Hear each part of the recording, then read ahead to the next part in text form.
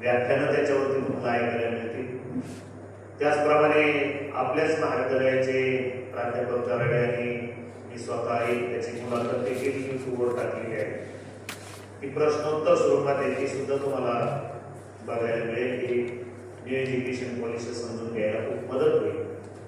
आजच्या व्याख्यानामधून कदाचित सर्वच गोष्टी कळणार नाही, परंतु या न्यू एज्युकेशन पॉलिसीचा उद्दिष्टच असं आहे. खरं तर आता खेडकर सर त्याच्यावर बोलतील, मी जास्त बोलत साहेब ते होणार नाही, परंतु तुम्हाला सांगितलं पाहिजे की यापूर्वी आपण साचेबद्ध पद्धतीनं चाललो होतो. समजा या FYBA 120 विद्यार्थ्यांना प्रवेश दिला, FYBA कॉमच्या 120 विद्यार्थ्यांना प्रवेश दिला किंवा सायन्सचे असतील तर त्यांच्या ब्रँचच्या फॅकल्टीला 120च्या 120 विद्यार्थ्यांनी एकाच रस्त्याने एकसारखं जावं अशी अपेक्षा इथून पाठीमागच्या एज्युकेशन पॉलिसीमध्ये होती. परंतु आता जी ही एज्युकेशन पॉलिसी आहे ती एज्युकेशन पॉलिसी शासनाला, प्राचार्य प्राध्यापकांना, शिक्षकांना हे सांगते आहे की तुम्ही 120 विद्यार्थी तुमच्या शाखेमध्ये जरी प्रवेशित केले असले तरी इथून पुढे नवीन धोरण स्वीकारा, नवीन विचार स्वीकारा, नवीन पद्धतीने वाटचाल करा की त्या 120च्या क्लासमधले विद्यार्थी सारखे नाही, ते विद्यार्थी 120 प्रकारचे वेगवेगळे आहेत. त्या 120 विद्यार्थ्यांच्या इच्छा, आकांक्षा, अपेक्षा, त्यांची क्षमता ही भिन्न भिन्न आहे. म्हणून तुम्ही त्या प्रत्येक विद्यार्थ्याला स्वतंत्र ओळखा, त्याला स्वतंत्र मार्गदर्शन करा, त्याला त्याच्या आवडीनुसार स्वतंत्र जाऊ द्या आणि त्याला कुठे अडथळे येतात त्या अडथळ्यावरती त्याला मार्गदर्शन करा. अशा पद्धतीची साधी आणि सोपी ही नवीन एज्युकेशन पॉलिसी आहे. म्हणजे त्याचा अर्थ एखादा विद्यार्थी 10 फूट उंच उडी मारत असेल तर दुसरा मारू शकणार नाही, परंतु कदाचित तो पोहू शकेल. कदाचित एखादा विद्यार्थी गाणं म्हणू शकेल, तिसरा विद्यार्थी गाणं म्हणणार नाही, परंतु तो कदाचित चांगलं तबला वादन करेल किंवा काय हार्मोनियम वादन करेल. म्हणजेच प्रत्येकाची आवड निवड, प्रत्येकाची क्षमता ही वेगवेगळी आहे आणि या न्यू एज्युकेशन पॉलिसीत नेमकाच तो धागा घेतलेला आहे. तुम्हाला आर्ट्स, कॉमर्स, सायन्स असे जे वेगवेगळे फॅकल्टी पुढे होत्या त्याच्या भिंती आता ठेवलेल्या नाही. तुम्हाला आर्ट मधला, कॉमर्स मधला, सायन्स मधला कुठलाही विषय आता घेता येतो. नवीन न्यू एज्युकेशन पॉलिसीमध्ये दुसऱ्या महाविद्यालयातला सुद्धा एखादा विषय तुमची आवड असेल तर तुम्हाला शिकता येतं. इतकं स्वातंत्र्य या न्यू एज्युकेशन पॉलिसी दिलेलं आहे. म्हणजे त्याचा अर्थ मला असं म्हणायचंय की तुम्हाला स्वतःला तुमच्या क्षमतेवर उभं राहून तुम्हाला स्वतःला एक प्रकारे आकाशात उडण्याची सुवर्ण संधी या न्यू एज्युकेशन पॉलिसीने दिलेली आहे. म्हणून इतर काय करतात यापेक्षा मी स्वतः काय करीन, स्वतः काय करू शकतो, माझ्यात काय क्षमता आहे, ही क्षमता ओळखून या शिक्षण प्रक्रियेमध्ये तुमची जी काही आता 3, 4, 5 वर्ष तुम्हाला FY2 PG पर्यंत जायचं आहे, तिथं तुम्ही स्वतःचा विकास स्वतः करू शकता. तुमच्या अडथळ्यामध्ये, तुमच्या मार्गदर्शनामध्ये काही अडचण असेल तर ती सर्व आम्ही प्राचार्य प्राध्यापक दूर करण्यास नेहमीच तयार आहोत. नवीन त्याच्यासाठी तर हा शिक्षक आवश्यक असतो. आज गुरुपौर्णिमेचं देखील औचित्य आहे. गुरुपौर्णिमेच्या सुद्धा तुम्हाला सर्वांना हार्दिक हार्दिक शुभेच्छा. कुठं काही अडचण आली तर ही सर्व गुरुवर्य मंडळी तुमच्यासाठी तटस्थपणे उभी आहेत असं मी त्यांच्या वतीनं तुम्हाला आश्वासन देतो आणि पुन्हा एकदा हार्दिक हार्दिक स्वागत करताना थांबतो. धन्यवाद.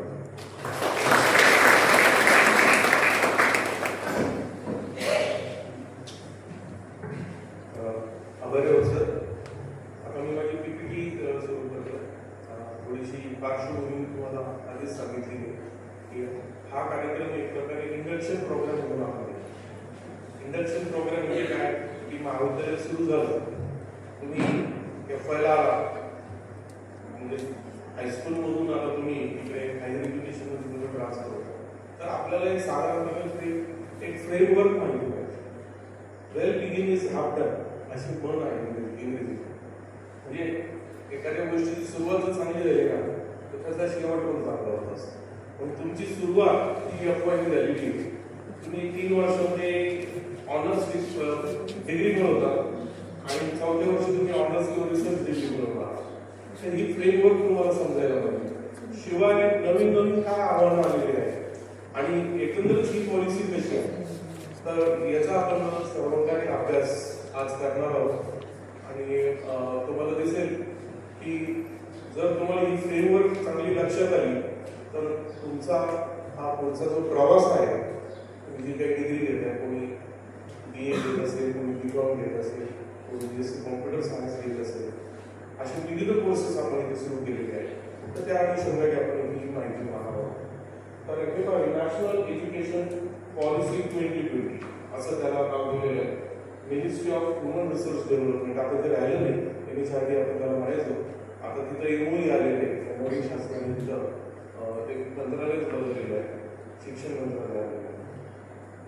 हे बघा, त्याच्यामध्ये curriculum, pedagogy, examination, academic rank of credit, students wellness, internship आणि इंटरनॅशनलायझेशन हे त्याचे डॉमिनंट फीचर्स आहेत.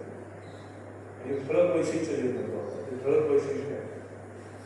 करिक्युलम हा पाहिजे कसा होता, तुम्ही एक विषय घेतला, उदाहरणार्थ तुम्ही मॅथमॅटिक्स निवडला, तर मॅथमॅटिक्स मध्येच तुम्ही निपुणता मिळवून जायची. म्हणजे त्याच्यामध्ये फर्स्ट इयर, सेकंड इयरला तुम्ही जाणार, तसं त्यातलंच तुम्हाला जास्तीत जास्त डीप नॉलेज दिलं जायचं. परंतु शासनाच्या किंवा शिक्षण तज्ञांच्या लक्षात ही गोष्ट आली की विद्यार्थ्यांना एकाच वेळेस सगळ्या गोष्टी माहीत असणे आवश्यक आहे. प्रत्येक गोष्टीचा हा संबंध आहे. जगात अशी कोणतीच गोष्ट नाही की जी स्वतंत्र आहे. आणि त्यामुळे त्यांनी काय केलं की मग विद्यार्थ्यांना ती मल्टीडिसिप्लिनरी म्हणजे बहुविद्याशाखीय अशा प्रकारचे अभ्यासक्रम त्यांनी दिले. आणि आता ते तुम्हाला माहिती होतीलच की तुम्ही जरी BA करत असाल, तुम्हाला B.Com चे काही कोर्सेस करावे लागतात. काही जण कॉम्प्युटर सायन्स करताय, त्यांना आर्ट्स फॅकल्टीचे विषय आहे. तर असं आपण ते इंटरचेंज केलेलं आहे की सगळे तुमच्या आवडीनिवडीनुसार तो अभ्यासक्रम तुम्हाला शिकवला जाणार आहे. होलिस्टिक म्हणजे सर्वांगीण पद्धतीने तुमचा विकास करण्याचा मदत केली जाणार आहे. इंटरडिसिप्लिनरी म्हणजे आंतरविद्याशाखी. जसं बहुविद्याशाखी आहे तसं आंतरविद्याशाखी. म्हणजे तुम्ही आता असं नाही की तुम्हाला PhD करायची पुढं तर तुम्ही फक्त तुमचाच विषय घेऊन, म्हणजे इंग्रजी करायची इंग्रजीमध्येच करायला पाहिजे. आता तुम्ही मॅथमॅटिक्स प्लस इंग्लिश म्हणजे जे आपण विचारही केलं नसेल तुम्ही की अशा प्रकारचा अभ्यास होऊ शकतो, तर तसं संशोधन आजकाल फार महत्त्व देणार आहे. त्याला इंटरडिसिप्लिनरी म्हणतात. मल्टीडिसिप्लिनरी तुम्हाला सांगितलं. फ्लेक्सिबल आहे. फ्लेक्सिबल म्हणजे काय? फ्लेक्सिबल म्हणजे पहिले दिवस तुम्ही FY ला ऍडमिशन घेतलं ना, तुम्हाला FY करा, BSY करा, BY करा आणि मग डिग्री मिळेल, मग नोकरीची संधी मिळेल. पण आता तसं ठेवलेलं, तुम्ही FY केलं की तुम्हाला ते सर्टिफिकेट मिळतं. त्याच्यानंतर तुम्ही SY झालं तुमचं की तुम्हाला डिप्लोमाचं सर्टिफिकेट मिळतं आणि तिसरं वर्ष झालं की डिग्री मिळते. म्हणून तुम्ही फ्लेक्सिबल ह्या अर्थाने आहे की तुम्ही कोणत्याही स्टेजवरती तुमचं शिक्षण थांबवू शकता, पुन्हा कंटिन्यू करू शकता, पुन्हा तुम्हाला एंट्री करता येते आणि पाहिजे तेवढे शिक्षण घेता येते. ज्यांचं याच्या आधी डिस्कंटिन्यू झालेले 10 वर्षापूर्वी जर कोणाचं 12वीनंतर शिक्षणच झालं नाही त्याला सुद्धा इथे एंट्री करू शकते. लॅटरल एंट्री प्रकार हा आतापर्यंत फार्मसी कॉलेजेस, इंजिनिअरिंग कॉलेजेस यामध्ये आपल्याकडे पॉलिटेक्निक आहे. तर पॉलिटेक्निकला 10वी नंतरचं ते असतं. ते 10वी नंतर म्हणजे 10वीची त्याला एलिजिबिलिटी आहे. पण तो एखाद्या विद्यार्थीचं 12वी झालेलं आहे तर त्याला डायरेक्ट सेकंड इयरला ऍडमिशन, त्याला लॅटरल एंट्री होतं. तसंच ते फार्मसीला इतर एक अभ्यासक्रमाला होतं, आपल्याकडे नव्हतं. मग आता याच्यामध्ये आलेलं, यामध्ये तुम्हाला लॅटरल एंट्री आलेली आहे. लॅटरल एंट्री कशी आली की तुम्ही 4 वर्षाचा अभ्यासक्रम केला, म्हणजे आताचा तुमचा जो अभ्यासक्रम आहे हा 3 किंवा 4 वर्षाचा. मी तुम्हाला सांगितलं 3 वर्ष तुम्हाला डिग्री मिळते, 4थ्या वर्षी तुम्ही ऑनर्स डिग्री मिळू शकता त्याच विद्याशाखेतली, किंवा रिसर्च डिग्री मिळू शकता. तुम्ही जर रिसर्च डिग्री मिळवली म्हणजे 4 वर्षाचा अभ्यासक्रम केला तर डायरेक्ट तुम्हाला PhD ला ऍडमिशन मिळतं. आता पहिल्यांदा कसं होतं की तुम्ही BA करा, मग MA करा. BA च्या पुढे 2 वर्ष होते, मग MA करा आणि मग तुम्ही नेट करा आणि मग PhD करा. आता तसं नाही राहील. तुम्ही BA नंतर डायरेक्ट घेऊन तुमची पुढे जाते PhD जाते. म्हणजे तुमच्या क्षमता ज्या आहेत याचा विचार केलेला आहे. एखाद्याचा खूप एखादा विद्यार्थी प्रगत असतो, मग त्यांनी बाकीच्या बरोबर कशाला बोलून जायचं, त्याची क्षमता जी असेल त्यांनी फास्ट पुढे जायचं, म्हणून असा प्रकार केलेला की डायरेक्ट तुम्हाला पुढे यायचं. एखादा अप्रगत विद्यार्थी स्लो चालतो, मग त्यांनी फर्स्ट इयर करायचं, सर्टिफिकेट घ्यायचं, त्याच्यावर तुम्हाला नोकरी मिळू शकते. सेकंड इयर करायचं आणि मग डिप्लोमाचं सर्टिफिकेट मिळतं आणि मग नोकरी करायची. तर असं क्षमतावरती आधारित हे आहे, त्या अर्थाने ते फ्लेक्सिबल. आता क्रेडिट बेस्ड आलेलं आहे. पहिल्यांदा मार्क्स राहायचे, आता तुम्हाला क्रेडिट पूर्ण करावं लागतं. थिअरीला जाऊन आणि प्रॅक्टिकलला जाऊन असे वेगवेगळे क्रेडिट एकाच विषयाला काही विषयाला त्यांनी दिलेले आहे. त्यातही त्यांनी मेजर आणि मायनर असं केलेलं आहे. तर तुम्हाला पुढे ज्याच्यामध्ये निपुणता मिळायची तो मेजर विषय झाला आणि मायनर म्हणजे त्याला अनुषंगिक असणारे इतर विषय जे आहेत तर ते आहे. तर त्याचं माझं ज्ञान थोडं कमी आहे. आपण त्याच्यानंतर पुन्हा एक अशीच एक इंडक्शन आपण घेऊया आणि त्याच्यामध्ये तुम्हाला इंटरली तुम्हाला या वर्षामध्ये कसे विषय निवडायचे, ते सेकंड इयरला जाताना कसे फायदेशीर ते तुम्हाला कळणार आहे आणि त्याही पुढे तुम्हाला कसं शिक्षण घेत आहे. तर यावरती आपल्याला एक सेपरेट असा प्रोग्राम घ्यावा लागणार. त्याच्यानंतर ऑनलाईन लर्निंग आलंय. म्हणजे योगायोगाने असं झालं, तुम्हाला माहित असेल की 2000 कोविड-19 आला, तो ऍक्च्युअली 20 मध्ये आला, पण नाव पडलं नाही कारण की आपल्या शकतो तिकडे चीनमध्ये आला कोविड-19. तर त्यावेळेस सगळं शिक्षण म्हणजे तुम्हाला गमत वाटेल, आता ह्या वेळेस आम्ही कॉलेजमध्ये यायचो फक्त शिक्षक लोक, विद्यार्थी घरी असायचे आणि आम्ही इथं बसून मोबाईलवरून तर लक्ष ठेवायचं. जे ते आपल्याला घरी बसून तुमच्या त्या झूमला ते जॉईन व्हायचं असायचं. तर ते ऑनलाईन एज्युकेशन होतं. आता तसं ऑनलाईन एज्युकेशन त्यावेळेस आम्हाला वाटत होतं कसं ऑथेंटिक नाही काही नाही, पण शासनाने आता ते ऑथेंटिक केले, अधिकृत केले. आता 40% शिक्षण हे तुम्हाला ऑनलाईन घ्यावं लागणार आहे. शासनाने त्याच्या पॅटर्नचे घरी धोरण अजून काही उघड झालेले नाही, परंतु विद्यार्थ्यांना मात्र तुम्ही केलेलं आहे की ते तुम्ही ऑनलाईन घेऊ शकता. त्याच्यासाठी ही जी क्रेडिट सिस्टीम आणलेली आहे ती जी हे असं आहे की तुम्ही एखादा ऑनलाईन जरी कोर्स केला तर त्याचं क्रेडिट तुम्हाला मिळणार आहे. इथं का ABC दिलेलं आहे, अकॅडमिक बँक ऑफ क्रेडिट. हा काय प्रकार आहे, अजून तुम्हाला ते मिळाले नसतील नंबर. आता तुमची ऍडमिशन नुकतीच झालेली आहे, महाविद्यालय तुम्हाला जे नंबर उपलब्ध करून देणार आहे, ज्याला अकॅडमिक बँक ऑफ क्रेडिट म्हणतात.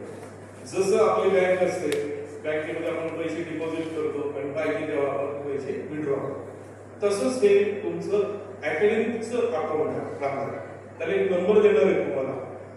त्या नंबरवरती तुमचे सगळं म्हणजे 10वीची तुमची मार्कशीट, तुमचं 12वीचे मार्क्स आणि आता तुम्ही जे काही होता BSc वगैरे तर त्याचे मार्क्स त्याच्यावरती राहणार आहे.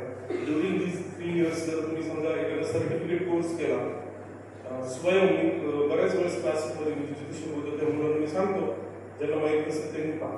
स्वयं SWAYAM ही शब्द चांगले लक्षात ठेवा. त्याचा तो शॉर्ट फॉर्म केलेला आहे SWAYAM. हे जर तुम्ही नुसतं गुगलला टाकलं ना तर तुम्हाला ते सगळे गव्हर्नमेंटचे अथॉराइज कोर्सेस इथे तुम्ही ऑनलाईन करू शकता. अतिशय रिगरस असणारे हे अभ्यासक्रम आहेत. म्हणजे इग्नू युनिव्हर्सिटी झाली, YCOM युनिव्हर्सिटी झाली, ती सुद्धा ऑनलाईन आहे, म्हणजे दूर शिक्षण आहे ऍक्च्युली ते. तर त्यांचे सुद्धा कोर्सेस तिथं उपलब्ध आहेत. अतिशय दर्जेदार अशा पद्धतीचे ते अभ्यासक्रम आहेत. ते जर तुम्ही केले तर तुमचा हा जो ABC क्रमांक मिळणार आहे त्याच्यावरती ते जाऊन मार्क्स तुमचे राहणार, ते सर्टिफिकेट तिथे राहणार आहे. नंतर पुढे शिक्षण घेताना तुम्हाला त्याचा फायदा होणार आहे. ज्यावेळेस तुम्हाला एखाद्या प्रिलिमिनरीसाठी तुम्ही केलं ऍप्लिकेशन तर तिथं तुम्हाला ते मार्क्स मिळतील. तुम्ही ज्यावेळेस इंटरव्ह्यूला जाता त्यावेळेस तुम्ही ते दाखवू शकता की मी ड्युरिंग दीज 3 इयर्स म्हणजे मी फक्त BSc कॉम्प्युटर सायन्सच केलं नाही तर मी 5 कोर्सेस केलेले माझ्या आवडीनुसार. म्हणजे कॉम्प्युटरचे केले असतील किंवा त्याच्याशी रिलेटेड जे आहे मॅथमॅटिक्सचे कोर्सेस ते जर केलेले तुम्ही असतील तर तुम्हाला नॅचरली त्याचा फरक मिळणार. तर तुमच्या क्षमतेनुसार तुम्ही करू शकता. आणि मी तर तुम्हाला असं आव्हान करेल त्या कारणाने की तुम्ही जास्तीत जास्त करा. फक्त तुमची एक डिग्री तुम्ही हे ठेवू नका, टार्गेट ठेवू नका. तुमचं टार्गेट जे आहे ते ब्रॉड व्हायचं. म्हणजे मी ह्या 3 वर्षामध्ये आणखी 3-4 कोर्सेस करेल, कॉम्प्युटरचे करेल, शॉर्ट हँड करेल, स्वयंवरची करेल, किंवा दुसरं मूक म्हणून आहे. मूक हा एक शब्द चांगला लक्षात ठेवा. ते स्पेलिंग सांगतो त्याचं, जसं स्वयंचं सांगितलं. हा मूक जो आहे तो MOOC, MOOC तुम्ही नुसतं टाका तुमच्या मोबाईलमध्ये, तर तुम्हाला तिथं ते मूकचे बरेचसे मॅसिव्ह कोर्सेस आहेत, खूप कोर्सेस त्याच्यामध्ये येतात आणि त्याला तुम्ही एनरोल होऊ शकता. तर हा जो ABC क्रमांक त्याला लागणार आहे, तोपर्यंत तुम्ही आता फक्त त्याचा एक ब्राउज करू शकता की कोणते कोर्सेस आहेत. तोपर्यंत तुम्ही ते पाहू शकता, तुमच्या आवडीनिवडी करू शकता, 4 जणांना विचारू शकता तुम्ही याऐवजी हा कोर्स केला तर उपयोगी होईल का, आणि तो तुम्हाला ABC क्रमांक मिळाला तर यू कॅन एनरोल. तुम्ही त्याच्यावर एनरोल होऊ शकता, तुम्हाला प्रवेश मिळू शकतो आणि तिथे कितीतरी कोर्सेस तुम्हाला ते फायदेशीर मिळू शकतात. नंतर बरेच फीचर्स, काही महत्वाचे फीचर्स मी तुम्हाला इथे सांगतो की इंटर्नशिप ही त्यांनी त्याच्यामध्ये इन्कॉर्पोरेट केलेली आहे. इंटर्नशिप म्हणजे पहिली BA BCom ह्या फॅकल्टीला म्हणजे पारंपरिक अभ्यासक्रमाला ती नव्हती. आता तुम्हाला ती इंटर्नशिप दिलेली आहे. त्यासाठी तुम्हाला OJT म्हणून असे काही प्रोग्राम आलेले. OJT म्हणजे काय, ऑन जॉब ट्रेनिंग, तर शॉर्ट फॉर्म मध्ये OJT म्हणतात. तुम्हाला ऍक्च्युली तिथे जाऊन आपली बरेचसे मुलं, BComचे मुलं आपल्या मुला बाजारामध्ये बँकेमध्ये जाऊन तिथे ऍक्च्युली 8 दिवस जाऊन काम करतात. त्यांच्याबरोबर बसून तिथे असणाऱ्या अधिकाऱ्यांबरोबर बसून तिथे काम करतात. ते ऑन जॉब ट्रेनिंग, तर ते इंट्रोड्यूस केलेलं आहे या तुमच्या अभ्यासक्रमामध्ये. मला वाटतं तुम्हाला पहिल्या, दुसऱ्या किंवा तिसऱ्या वर्षामध्ये कुठेतरी नंतर इंटरनलायझेशन झालेलं आहे. आज आपला म्हणजे आपली जी स्पर्धा आहे ही आपली फक्त सोनईपुरती नाही, जिल्ह्यापुरती नाही, ही राज्य त्याच्या पलीकडे जाऊन राष्ट्र आणि आंतरराष्ट्रीय स्तरावरती आपली स्पर्धा सुरू झाली असेल. तुम्ही ऐकलं असेल की परदेशातल्या अनेक विद्यापीठांनी मुंबईमध्ये येऊन आपले कॅम्पसेस तयार केले. त्यांचे ते ऑलरेडी काम सुरू झालेले आहे. काही कोर्सेस त्यांनी सुरू केलेले. म्हणजे उद्या तुम्हाला वाटलं ना पुणे युनिव्हर्सिटीमधून डायरेक्ट कॅम्ब्रिज युनिव्हर्सिटीमध्ये घ्यायचं, तर तुम्हाला तिकडं इंग्लंडला जाण्याची काही गरज. तुम्हाला इथंच त्यांचा अभ्यास करतो, इथंच त्यांचे कॉलेजेस, इथंच त्यांचे शिक्षक, आणि आपल्या मुलं एज्युकेशन सोसायटीने सुद्धा पाहिजे विचार करून आपल्याकडे विनर अकॅडमी सुरू केली 12वी नंतर नीट. आणि तोच आहे की आपल्याला दर्जेदार शिक्षण जिथं मिळतं तिथं आजकाल विद्यार्थी जाणार आहे, तिथं पालक जाणार आहे. तर ह्या दर्जेदार शिक्षणाच्या दृष्टिकोनातून ते इंटरनलायझेशन याच्यामध्ये आलेलं आहे. आता विद्यार्थ्यांना कसं यासाठी प्रमोट केलं जाणार आहे. होलिस्टिक डेव्हलपमेंट आहे.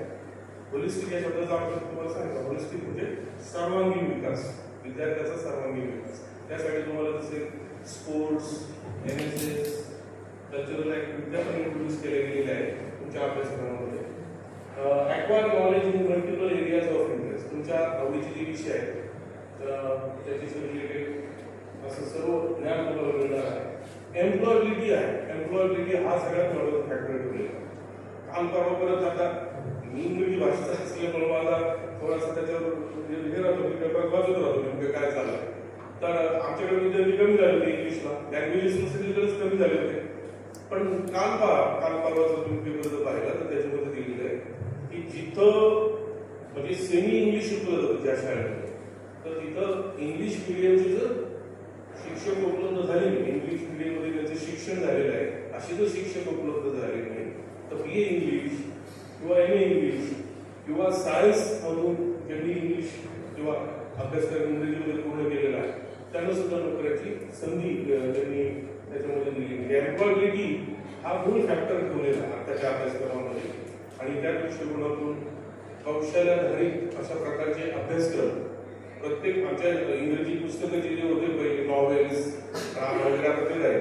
आता तुम्ही कोणतरी टेक्स्ट बुक घ्या, त्याच्यावरती स्किल आहे, शब्द आहे, प्रोफेशनल स्किल आहे, कम्युनिकेशन स्किल्स आहे. तर असं कौशल्य आधारित हे आलेलं आहे. चॉईस बेस्ड लर्निंग आहे. पहिल्यांदा ठरलेलं असायचं की 5 विषय तुम्ही जनरलला घ्या आणि 1 विषय इंग्लिशचा राहायचा, असेच करायचं ठरलेले विषय. आता मात्र तसं राहील, तुम्हाला चॉईसेस दिलेले प्रत्येक ठिकाणी चॉईस विद्यार्थ्याच्या चॉईसनुसार हे अभ्यासक्रम आहे. अकॅडमिक फ्रेम ऑफ रीडिंग तुम्हाला ऑलरेडी सांगितलेलं आहे. मल्टिपल एंट्री आणि मल्टिपल एक्झिट म्हणजे काय, मल्टिपल म्हणजे काय, अनेक. आणि एंट्री शिक्षणामध्ये तुम्ही येऊ शकता, शिक्षणातून बाहेर येऊ शकता. त्याला कारण असं आहे की प्रत्येकाची गरज परिस्थिती सारखी असेल असं नाही. एखाद्या वेळेस सपोर्ट सिस्टम नसली घरामध्ये किंवा परिस्थिती पेक्षा असेल तर तुम्ही शिक्षण सोडू शकता काही काळासाठी, नोकरी करू शकता, पैसे कमवू शकता आणि परत तुम्हाला वाटतं की पुन्हा एंट्री करा. त्यामुळे ते flexibility in career, remove rigid boundaries and facility new facility. आता पण नवीन गोष्टी त्याच्यामध्ये आलेल्या आहेत की पहिले जे रिजिड बाउंडरीज होते. रिजिड बाउंडरीज म्हणजे काय की नियमामध्ये विद्यार्थी अडकून पडायचे. 3 वर्ष झाले आणि तो मुलगा टीवायला असला आणि परीक्षा देऊ शकला नाही, त्याला पुढच्या वेळेस जेव्हा नवीन सिलेबस यायचा तर त्याला ऍडमिशन दिलं जातं. आता तसं ठेवलेलं नाही. त्याच्यामध्ये त्यांनी इक्विव्हलन्स आणलेलं म्हणजे समकक्षता त्याची तपासली जाते आणि त्याला त्या पद्धतीने अभ्यास केला जातो. नियमामध्ये बदल झालेला आहे. ड्रॉपआउट रेट कमी करणं म्हणजे आपण त्याला स्थगन आणि गळती म्हणतो. विद्यार्थी काही वेळेस पुढे जातात तिथंच थांबून जातात किंवा अभ्यासक्रमातून बाहेर पडतात, गळती म्हणतात. हा ड्रॉपआउट जे आहे तो ड्रॉपआउट कमी करणं.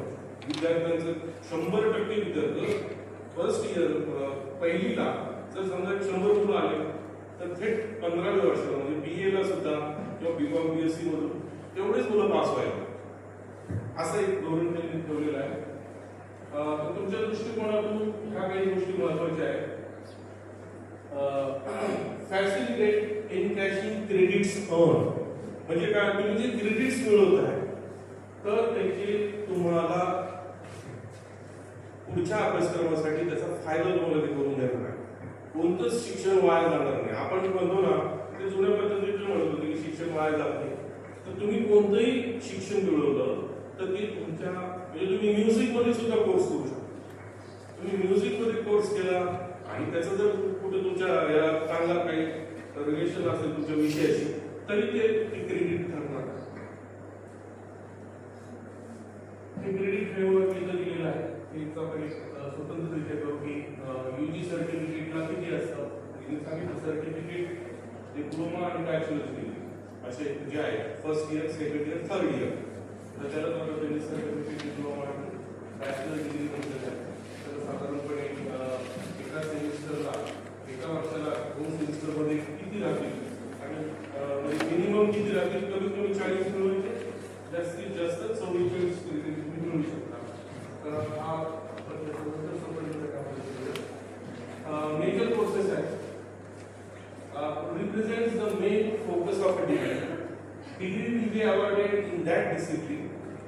Major subject choices will be made by secondary. तर गेल्या याच्या आधीच्या अभ्यासक्रमात तसंच होतं. म्हणजे आता आर्ट्स फॅकल्टीला,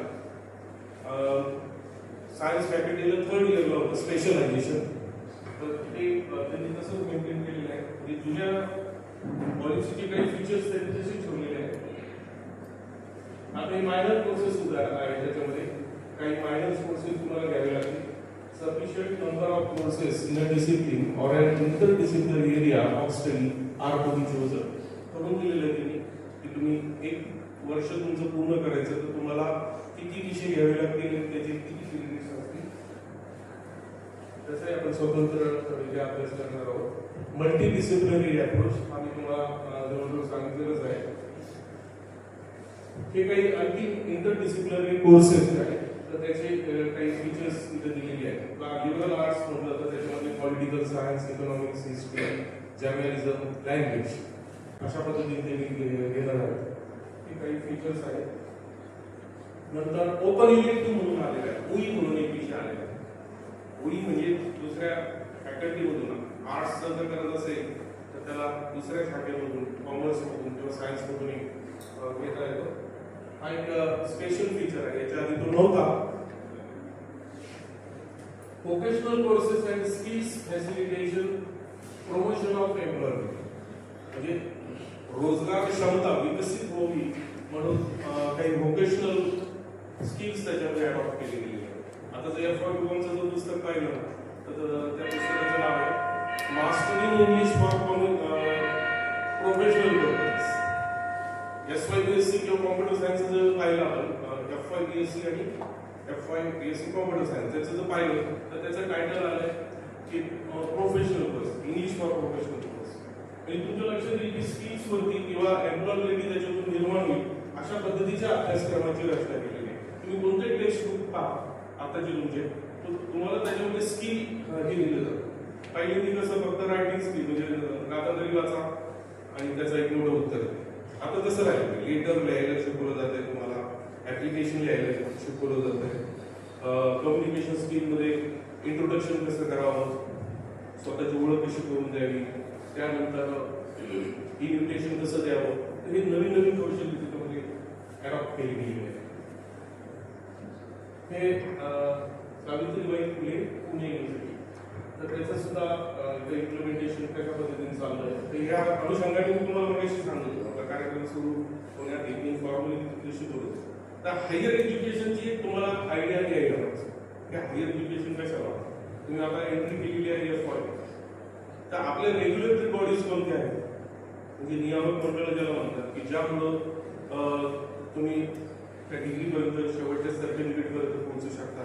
एक म्हणजे आपलं महाविद्यालय, तिथून सुरुवात करा. आपलं महाविद्यालय आहे, आपली मुलं एज्युकेशन सोसायटी आहे, हे नियामक मंडळ आहे. त्यानंतर SPP म्हणजे सावित्रीबाई फुले पुणे युनिव्हर्सिटी, हे आपला अभ्यासक्रम तयार करतं.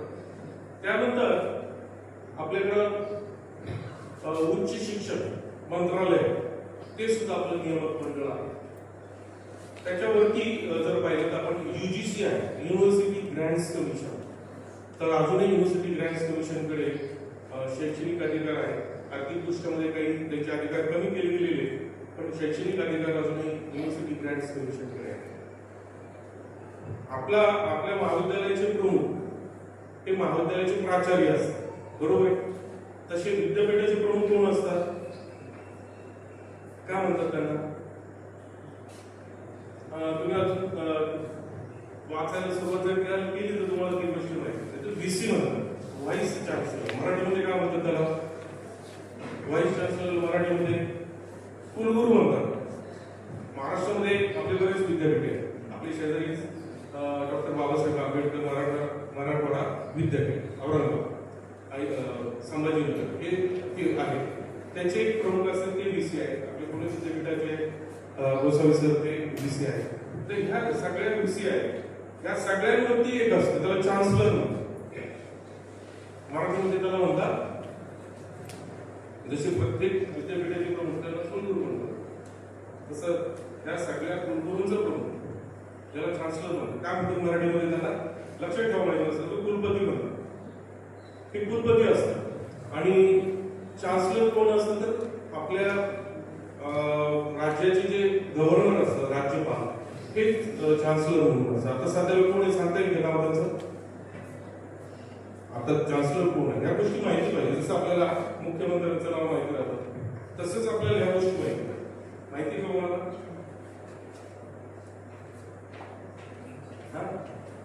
विष्णुदेव वर्मा हे आहे, तर ते बदलत असतात. आपण ते माहिती करून ठेवलं म्हणजे आपल्या वरतीचे बॉडीज आहेत या सगळे आपल्याला माहिती होतं.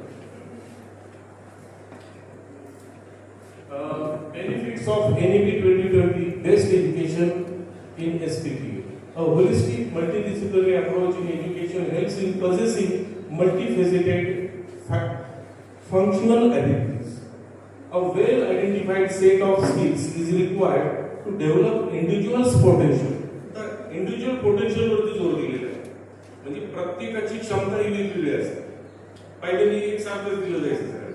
आता मात्र शिक्षण तज्ञांच्या लक्षात आलं की प्रत्येकामध्ये काही क्षमता वेगवेगळ्या असतात आणि त्याच्याशी सुख व्हावं अशा प्रकारचं शिक्षण तुम्हाला दिलं जावं. आणि त्याच कारणाने फ्लेक्झिबिलिटी आणलेली आहे, तुम्हाला जास्तीत जास्त चॉईसेस दिलेले आहेत. या सगळ्या गोष्टी त्यामध्ये आहेत. नंतर ही एक खास सिस्टम आली, त्याला INS म्हणतात, इंडियन नॉलेज सिस्टम. आपण भारताच्या शिक्षणाचा जर इतिहास पाहिला तर जुन्या काळामध्ये असं म्हणतात की ज्यावेळेस भारतामध्ये सोन्याचा धूर निघत होता त्यावेळेस युरोपमध्ये लोक जंगलात फिरत, म्हणजे भारत एवढा पुढारलेला. परंतु कालयुगामध्ये आपल्याला दिसतं की भारतातलं हे जे शिक्षण आहे ते मागे पडत गेलं, कारण की आपणच ते अंगीकारलो. त्यामुळं आता ही ITS आहे, इंडियन नॉलेज सिस्टम.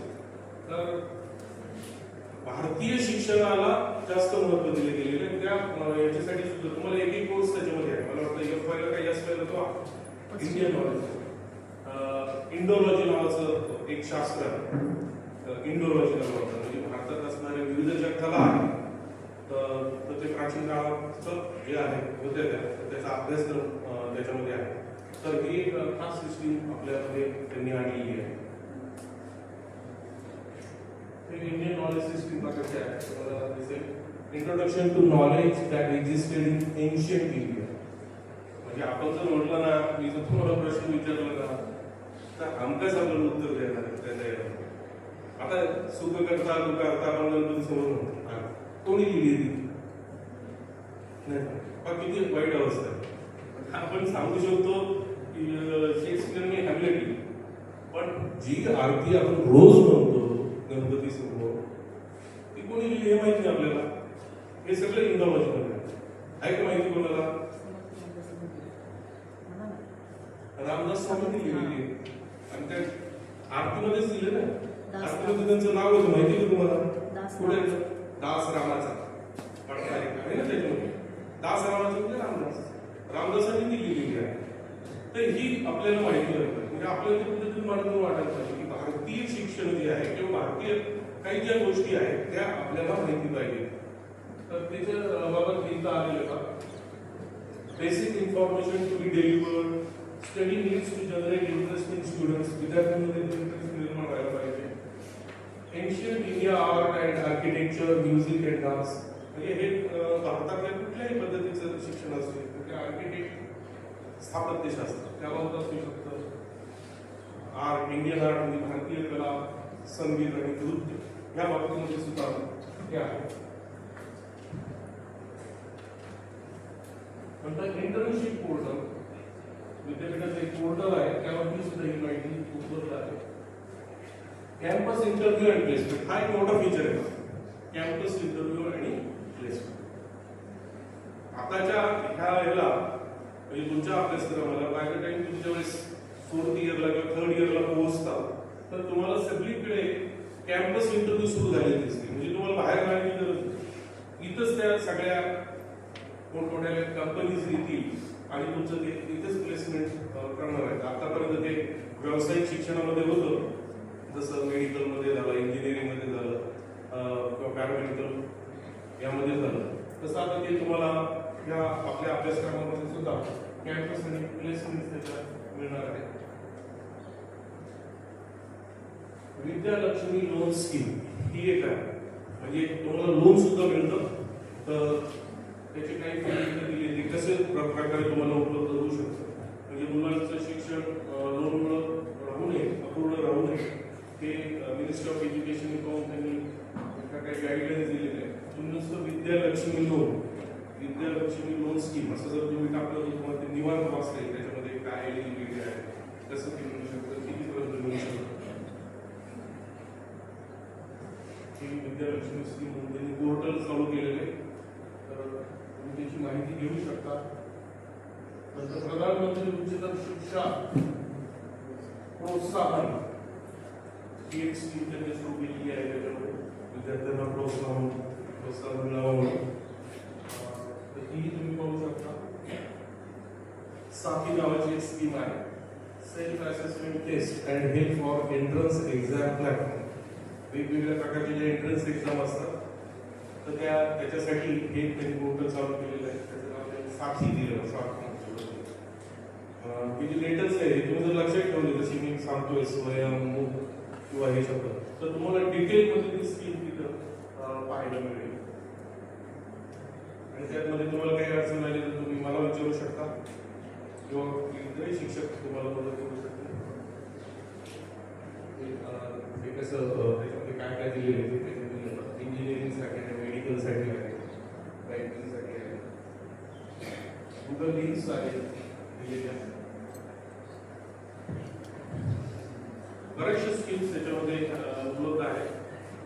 तुम्ही सगळ्यात पहिलं काय करायला पाहिजे आता हा विषय ठेवून त्याच्याशीच रिलेटेड असलेले 2-4 गोष्टी फक्त मी जाता जाता तुम्हाला सांगतो.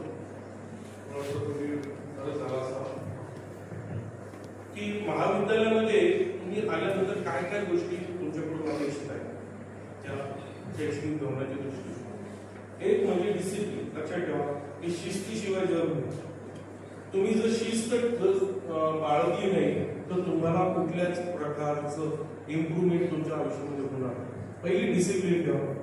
आता आम्ही आल्यानंतर सगळे शिक्षक होतो तर का काही विद्यार्थी मिळाले नाही का काय नाही ते मला माहिती, पण आपण आल्यानंतर इथं गळ्यामध्ये आयडेंटिटी कार्ड